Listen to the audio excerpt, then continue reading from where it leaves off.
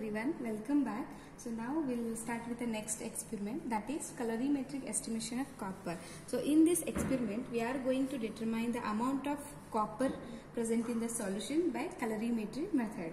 So chemical analysis through measurement of absorption of light radiation in visible region of the spectrum is known as a colorimetry.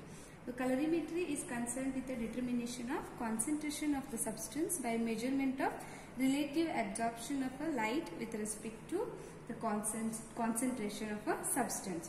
So in this experiment we have taken copper sulfate and ammonia hydroxide and distilled water in this case. So first we have taken copper sulfate in the burette and we have taken 6 clean test tube. For test tube number 1 we are going to add 1 ml of copper sulfate. For test tube number 2 we are going to add 2 ml of copper sulfate. Like that for test tube number 3, 4, 5, 6 we are adding 3, 4, 5, 6 ml of copper sulfate. And then we have taken ammonium hydroxide in the burette.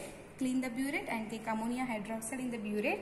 Then add 2 ml each to each test tube this ammonia. And then you take this distilled water in the burette and add 1 ml to the 6th test tube, 2 ml to the 6th test tube, 3 ml to 5th, 4 ml to 4th, like that continue. So this total composition of this complex is 10 ml as we have prepared 10 ml of the complex. So first we have taken copper sulfate, ammonia hydroxide and water. So this we have prepared the complex. So this complex name is cupra ammonium complex we can say. So here as we know when a colored solution is passed through a particular wavelength, so some amount of light is absorbed, some amount of light is reflected and some amount of light is transmitted. So as I naught is a total incident light. So in this case as we know this is a glass surface, reflection is very negligible, so IR is neglected. So we left with I naught equal to IA plus IT. So log of I naught divided by IT is called as absorbance. So we left with log I naught divided by IT is nothing but log 1 by T, that is minus log T. So this term is also called as absorbance, that absorbance is equal to epsilon CT. So this is Beer-Lambert's law. So Beer-Lambert's law says when the monochromatic light pass through a particular solution, some amount of light is absorbed. As the concentration of the solution increases, our absorbance also increases. As this equation says, this formula says, the concentration of the solution increases, we can observe the increase in the absorbance also. So whatever the complex we have prepared, that is deep blue colored complex, that we can say tetra ammonia cuprate solution. As we have copper ions from the copper sulfate solution, ammonia from the ammonia hydroxide, and it gives the tetra ammonia cuprate complex. So now we will take the readings. So this is the colorimetry instrument. By this instrument, using this instrument, we are going to determine the optical density of a particular solution. So we need to fix the wavelength first. So I am fixing by 570 nanometer or 600 nanometer as this wavelength gives you highest optical density. So now we are taking these cuvettes. So these are glass test tube like small test tube like apparatus. So these are called as cuvettes. First I have taken distilled water, 3/4 of this cuvette. Distilled water I have taken. So we need to complete, we need to wipe it completely so that we can remove all the moisture from this cuvette.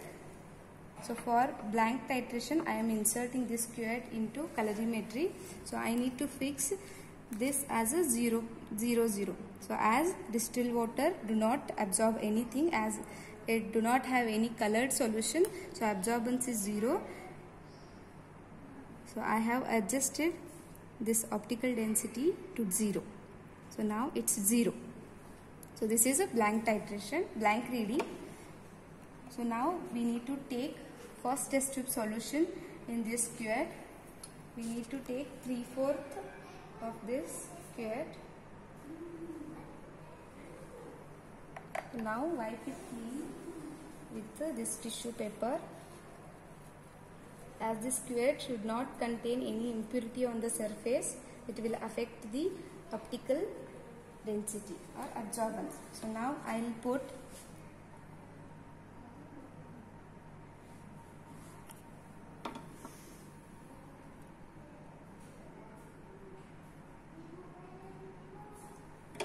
this first test tube solution.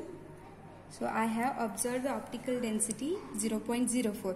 This is the absorbance observed for the test tube number 1 solution. So as we know, this concentration of copper is very less in this case. So we need to take second solution now. Wash this again with the distilled water. It should be completely free from the moisture, dust particle and fingerprint also. Now I will take second test tube solution.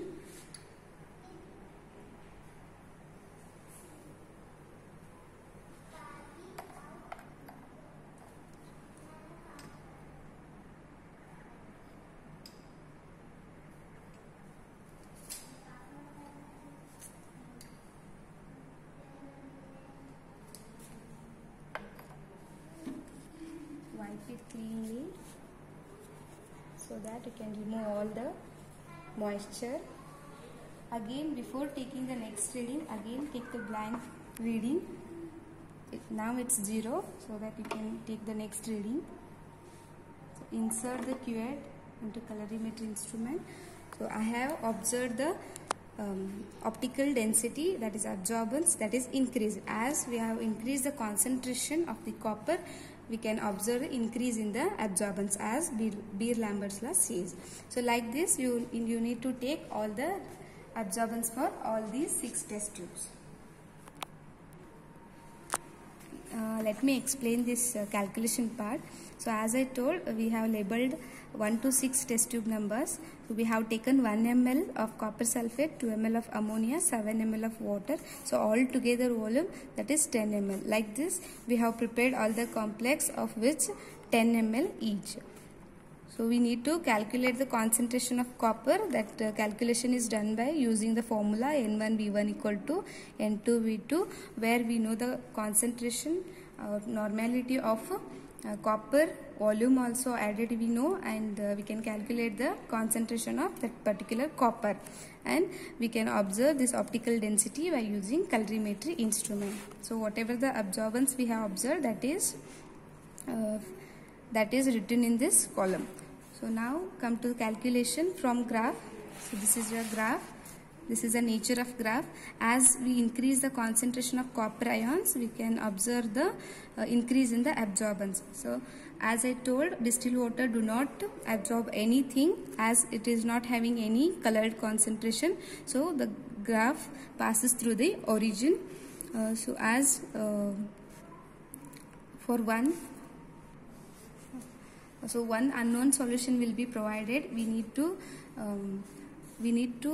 observe the absorbance of that particular unknown solution. So unknown solution is given, that is kept in this colorimetry, and we need to observe the absorbance. So whatever the absorbance we got from that colorimetry is stretched and cut in this straight line and extend towards this concentration of the copper ions.